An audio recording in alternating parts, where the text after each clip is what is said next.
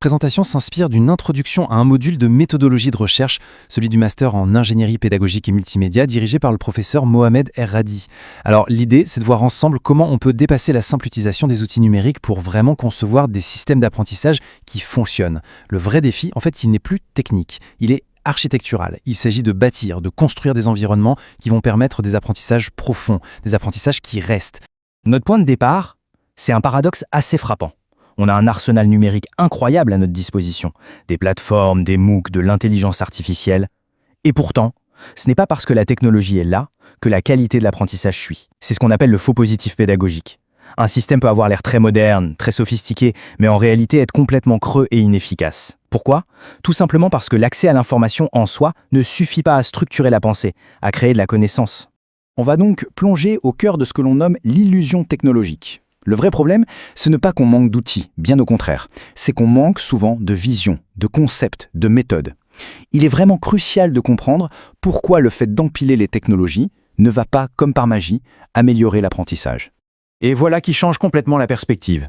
Le e-learning, ce n'est pas juste un produit qu'on achète et qu'on déploie, c'est un écosystème complexe. Pour que l'apprentissage se produise, il faut une interaction harmonieuse entre 5 éléments clés. Les apprenants, bien sûr, les enseignants, le contenu, la technologie et, très important, le contexte. Eh bien, l'ingénierie pédagogique, c'est précisément la science qui va chercher à orchestrer toutes ces interactions. Alors, quel est le but ultime de cette orchestration ? Il est architectural. L'idée, c'est de concevoir des environnements qui vont bien au-delà de l'apprentissage de surface, la simple mémorisation, pour viser un triptyque cognitif. On cherche à produire des apprentissages qui sont profonds, c'est-à-dire qui structurent la compréhension, des apprentissages durables, qui tiennent dans le temps, et enfin des apprentissages transférables, qu'on peut mobiliser dans de nouvelles situations. Avant de construire quoi que ce soit, un bon architecte commence toujours par un diagnostic. Faisons de même. Identifions ensemble les 6 points de rupture majeurs, ces failles structurelles qu'on retrouve malheureusement dans beaucoup de dispositifs de e-learning aujourd'hui. Ces ruptures, elles sont systémiques. On y retrouve par exemple le désengagement, le manque d'accompagnement ou encore une évaluation qui n'est pas du tout adaptée. Mais pour notre analyse, concentrons-nous sur les 2 failles qui sont, à mon sens, les plus fondamentales. D'abord, le désalignement pédagogique, qui est une rupture de cohérence interne, et ensuite, la surcharge cognitive. Ce moment où on sature la mémoire de l'apprenant et où on l'empêche tout simplement de réfléchir. Face à ces ruptures, comment peut-on réparer le système ? Eh bien la réponse, elle se trouve dans l'ingénierie pédagogique si on la pense comme une véritable architecture de la pensée. C'est elle qui va nous donner les plans, les principes pour construire quelque chose de solide. Le premier gros problème structurel, c'est donc ce fameux désalignement. Un système peut être bourré de contenu, mais il va droit à l'échec si ses différentes parties ne sont pas cohérentes. C'est ce que symbolise le triangle brisé. Les objectifs qu'on vise, les activités qu'on propose pour s'entraîner et l'évaluation finale. Tout est déconnecté.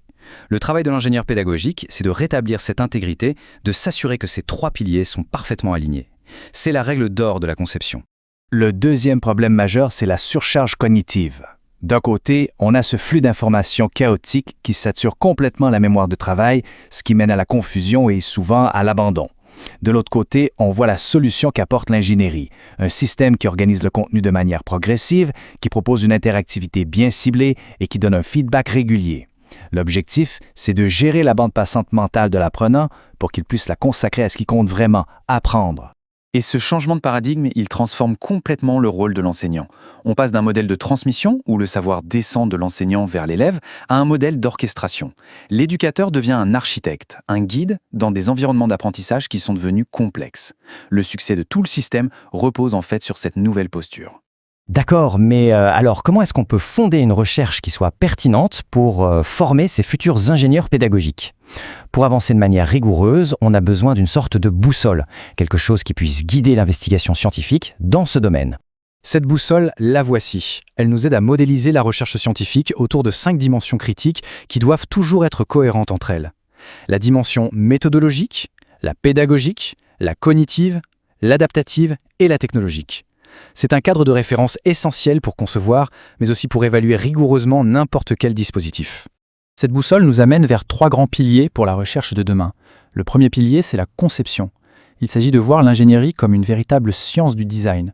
On se concentre sur la construction de systèmes qui sont cohérents, qui sont fondés sur des preuves, et on s'assure que la technologie et la pédagogie sont bien alignées, qu'elles travaillent ensemble. Le deuxième pilier, c'est l'adaptation. Là, la grande question, c'est Comment nos systèmes peuvent-ils s'adapter à la diversité des apprenants et des contextes? La recherche va donc explorer l'architecture cognitive pour ne pas surcharger les apprenants, la personnalisation des parcours grâce à l'IA, ou encore l'hybridation intelligente des dispositifs d'apprentissage. Et enfin, le troisième pilier, c'est la méthode. Comment on mesure et on améliore ces systèmes concrètement, sur le terrain? Les axes de recherche ici, ça va être l'utilisation des données, ce qu'on appelle les Learning Analytics, pour piloter la conception, la compréhension du nouveau rôle d'orchestrateur de l'enseignant, et bien sûr le choix de méthodes de recherche qui sont adaptées au contexte réel. Ces trois piliers de la recherche, ils dessinent des tendances de fond qui sont très très claires. Regardons un peu les grands changements de paradigme qui sont en train de façonner l'avenir de l'ingénierie pédagogique.